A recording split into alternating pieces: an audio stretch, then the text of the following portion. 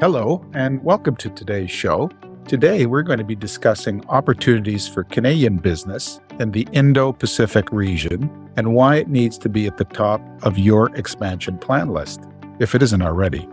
Joining us is Lyne Jacques, the Chief Revenue Officer for MioVision, a Canadian clean tech company that's already doing business in the Indo-Pacific and is actively planning to expand its footprint there. We also have Sven List with us. Sven is the Senior Vice President of EDC's Corporate and International Group. And as you probably already know, EDC is a major player in Team Canada, which is responsible for helping Canadian businesses grow globally. I'd like to begin today's episode by acknowledging that we're recording from my office in Toronto, which is on the traditional unceded territory of many nations, including the Mississaugas of the Credit, the Anishinaabe, the Chippewa, the Haudenosaunee, and the Wendat peoples, and is now home to many diverse First Nations, Inuit, and Métis people. We value taking this moment to deepen the appreciation of our Indigenous communities wherever we are, and to remind ourselves of our shared debt to Canada's First Peoples. Sven, why don't we start with you? Can you give us a rundown on the Indo-Pacific market, its scope, and why it's so important to Canada's trade strategy? And of course, can you tell us why Canadian businesses should consider this region in their export plans? Yes, absolutely, Joe. Thank you. So first of all, we need to acknowledge that we're actually talking about a large region. So the Indo-Pacific region, we're really talking about 40 countries, including some of Canada's key trading partners, like Australia, India, Japan, South Korea. And it's growing. It's estimated that by 2040, this region will hold about 50% of global GDP. Now, that's substantial. In fact, right now, the top 5 countries in this region have a combined GDP of just under 30 trillion US dollars. And just by way of comparison, the European Union's entire 27 member states have a combined GDP of just over 17 trillion. Let's touch on market size. Demographically speaking, the Indo-Pacific region is home to 65% of the world's population. By 2040, it is estimated that the region will account for 40% of global consumption. But beyond the numbers, it's about how the Indo-Pacific region is growing. We're talking about a rising middle class, and with the rise is a growing demand for more proteins, better quality agri-food, more consumer goods, and digital delivery channels. In addition, this region is in an energy transition mode of its own, with its own net zero goals. As some countries in the region are still developing, there is a high demand for infrastructure, especially infrastructure wrapped around clean tech. We're talking in the 6 to 10 trillion US dollar range. That's huge. Many of these projects pose opportunity to leapfrog traditional technologies and accelerate growth. There's a high demand for digitization and manufacturing innovation in the region. And also, quite frankly, geopolitically, we're seeing a reorientation of supply chains in these markets that are going to bring opportunities with them. So why is this so important for Canada, for Canadian companies? Canada has a problem. Compared to other OECD economies, we're underperforming on the international trade front. Canada has been losing market share of international trade over the years.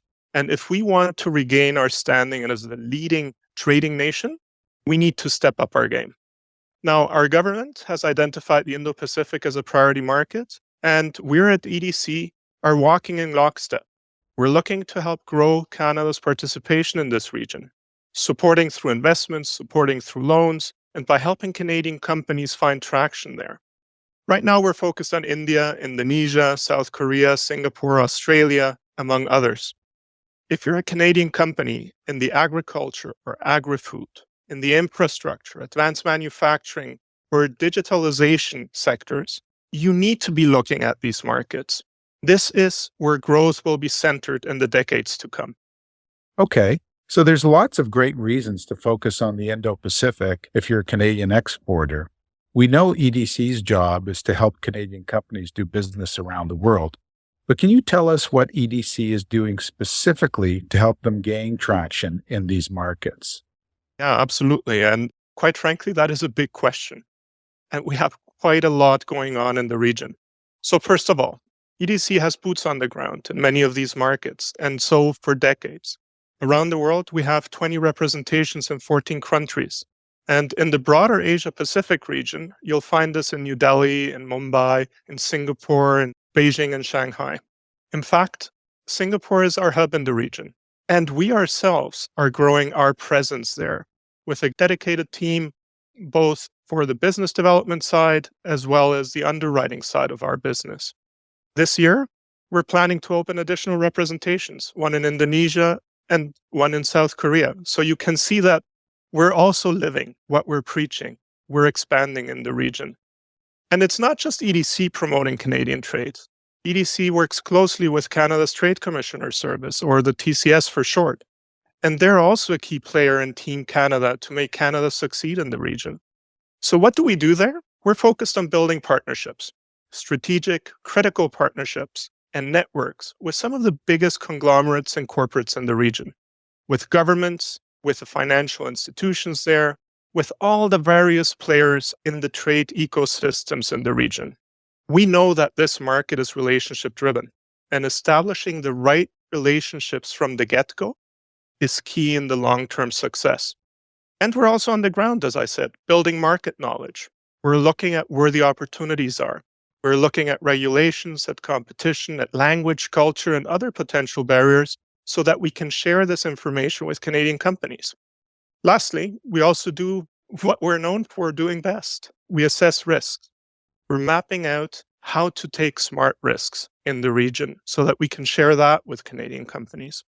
And we do all of this to help build Canadian capacity, to be able to make the right introductions to Canadian companies in the region so that they can feed into the critical supply chains in the region. Now, Joe, you might wonder how we go about doing this. We use all the information, intelligence, and relationships we have built to lead with large companies so we can establish a Canadian trade ecosystem and build awareness of our capabilities and capacity. The reality is, where large Canadian companies succeed, more Canadian companies will follow of all sizes. So this will pave the way for medium-sized Canadian companies in the short term as the supply chains continue to globalize, and smaller Canadian companies should also benefit in the longer term. Now, having said all of this about the possibilities, let's not make a mistake in thinking that there aren't any challenges in the market. The business environment is complex, it's fragmented, and highly, highly competitive, incredibly price sensitive. There's fierce international competition. But frankly, the way that we look at it, if other economies and companies are succeeding there, so can we. Now, remember, this is a region that's extremely relationship driven, as I mentioned. If you want to do business there, you're going to have to play the long game. You're going to have to be present here. And that's not just an occasional visit. It's really getting to know the environment, getting to know your counterparts, looking eye to eye, making a commitment to the region, letting them know you're in it for the long haul. From an ESG perspective, undoubtedly, there are some countries in the region that have challenges. And we need to help Canadian companies understand what those are and how to manage them. Having said that, there's already a considerable number of Canadian companies actively growing in this market. In fact, 22% of Canadian exporters already sell there, and 33% of current exporters are either planning to expand there, and those that are already there are looking to expand to even more markets in the region. A lot of Canadian exporters have found success in tapping into gateway markets like Singapore and Australia, and we strongly encourage that. These markets are more accessible. They have fewer challenges. And once Canadian companies have established themselves there and succeeded in these markets, it's easier to break into the more challenging markets. Thanks for that incredible overview, Sven. I think this is a good time to bring Lynn into the conversation. First off, Lynn, can you briefly explain to our audience what MioVision does? So MioVision has been founded 14 years ago. I have 300 employees that is based in Kitchener, Ontario, with an office in Atlanta, Georgia, and an office in Cologne, Germany. What we do, we're helping cities to be safer. We help optimize their traffic, and we help them to save carbon emission. We build two different type of solutions. One that is helping cities to temporarily do counting of intersection. We've been able to sell these solutions in 68 countries to 2,400 customers. We are now also the second largest player in North America to sell what we call permanent solution that reside at the intersection that makes the intersection smarter. Our solutions are making the cities and the intersection 4 times more efficient. They're saving 70 tons of CO2 emission per intersection. And to date, we've been able to count through all our solutions 30 billion vehicle, 1.5 billion of pedestrian with a 96% of level of accuracy. We're all about clean tech. We're all about making the intersection smarter. And we're all about helping new economy to make their cities smart. Wow. Talk about cutting edge technology that can make our neighborhoods safer and more environmentally friendly. Very impressive, Lynn, and very timely. Sven pointed out that there's strong demand for infrastructure solutions in the Indo-Pacific, especially those involving clean tech.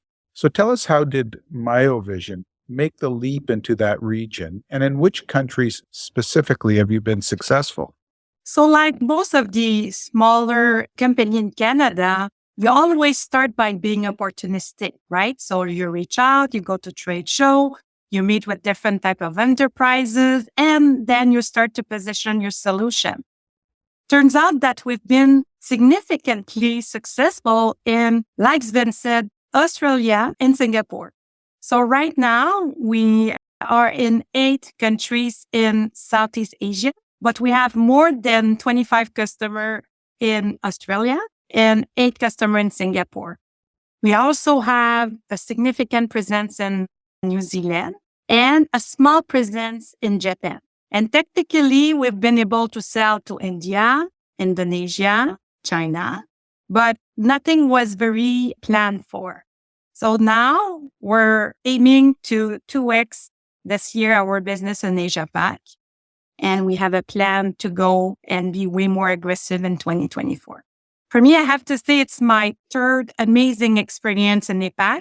I had the privilege of selling in 14 countries as the VP sales of a small Quebec software company where we had employees present in India, Japan, Philippines, Singapore, China, and Australia. And we had an amazing experience there. At that time, APAC was our 4th market with 50% of our global revenue. In 2019, I had the privilege as the Chief Revenue Officer of a smaller startup in AI to get the support of the Canadian government and build a significant amount of business in Japan and Korea, to the point where 40% of our overall business was made in these 2 countries. I've been able to see how strong the relationship of the Canadian government with Japan can help small companies with speed dating activity and all kinds of trade shows. We've been able to have a significant amount of success. Now this time, my first time with EDC, but my 3rd time in the market. And I'm privileged to work with an amazing team based in Ottawa. And we're mostly brainstorming on how we're going to build this market this time in Asia-Pacific. And we have plenty of ideas and amazing discussion. Sven also mentioned earlier that the Canadian government has identified the Indo-Pacific as a priority market. And one of EDC's key priorities is to help Canadian companies grow their business there. Tell us about MioVision's future growth plans and how EDC has supported your expansion into that region. So we've been lucky enough to be able to double our revenue in 2022. But the size of our international business was not that big. So approximately 10% of our business was coming from international. So when we sat down with EDC, we had the opportunity to discuss how we can significantly increase the international market. And Asia-Pac has been definitively one of the first element and topic that was discussed with EDC. And right now, what we're doing with them, we have regular touch points and we have a two-pronged approach. So we're trying right now to expand, learn and expand on where we have an official presence. So in the 8 countries, we are already for temporary solution, and also the 39 customer we have in market. So we're hiring people, we're planning on trade shows, but where EDC makes a big difference for us is for the permanent size of the business. This is a size that could be significant for us where we need help. So what EDC has been able to do with us is help us to target the proper countries, do a little bit of research on the economics, and also on the partner we were choosing or aiming to work with. Because it's very critical when you do business in these markets to make sure that you have a strong due diligence process and you understand what are the right questions that you need to ask in market. So ADC is helping us, giving us very good advice on how to do a good due diligence of countries and partners. So this year, we're aiming to get to 16% of our overall business internationally. From 2 to 3% Asia-Pac, we want to get to a strong 4 to 6%. So we're adding 2 resources in market. And EDC pointed us to consultant that is helping us with our permanent size of the business and helping us find the right partners. For other Canadian companies thinking about doing business in the Indo-Pacific region, can you share with us some of your top learnings and how you plan to apply them to your future expansion? Yes, of course. So the first thing, you need to be very humble when you do business in APAC. It's not the culture of doing business is different. You need to be on a learning mode.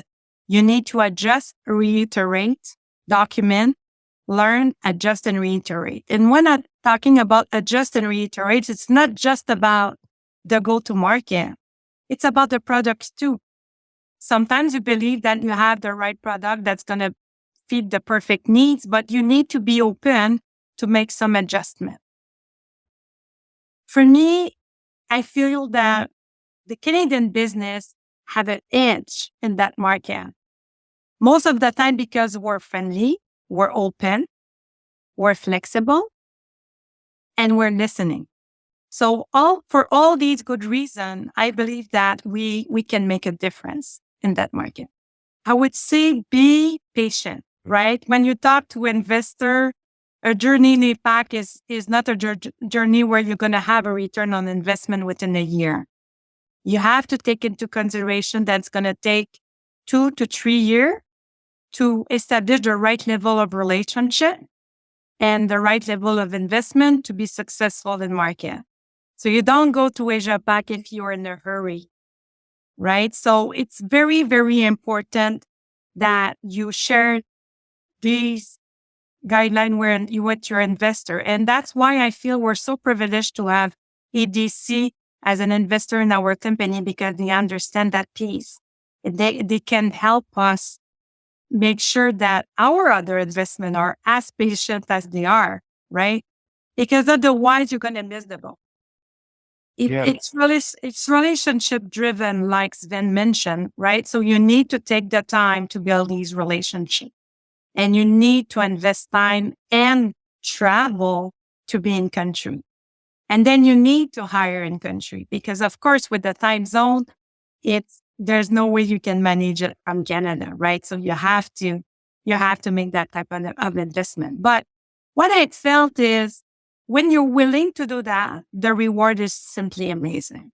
This market is growing significantly. In all my previous experience, the fastest growing market region for the company were always APAC. So when you invest, you learn, you do your research properly, you select properly your partner you can have an amazing experience and great success. Sven, like Lynn, you stress the importance of having boots on the ground and building in-market relationships in the Indo-Pacific region. Is there anything else Canadian companies should keep in mind if they want to be successful in that market?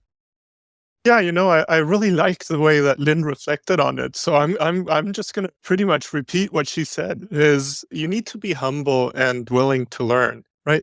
The culture of doing business in this region is different. One needs to remain flexible and adaptable, right? And foremost, and I can't stress it enough, is put feet on the ground. Do your homework to identify who you need to develop those close relationships with in market, and be ready to put in the time into developing these relationships. Like, you really need to be relationship oriented. Above all, think long term. Canada has a great brand internationally. With the right approach, Canadian companies have the right ingredients to be successful in the Indo-Pacific. We just need to tweak our thinking a little bit. To wrap up our discussion, Sven, can you tell our listeners where they can find more information about the opportunities and challenges of doing business in the Indo-Pacific region? Yeah, absolutely. So we've just launched a one-stop shop for market intelligence on edc.ca on the Indo-Pacific region. So that's a great first step. Once there, you can download the market guide, which covers Singapore, Australia, India, Indonesia, and South Korea. And believe me, we'll be adding more as we continue to learn more ourselves about this region. These market guides offer insights and analysis from EDC to help plan Canadian companies' global expansion in the Indo-Pacific and the Asia region in general. We'll link the guide in the episode's description. And lastly, I would say, don't be shy. Reach out to us. Here in Canada or in market, we'll do our best to share our learnings and insights so that Canadian companies can succeed internationally.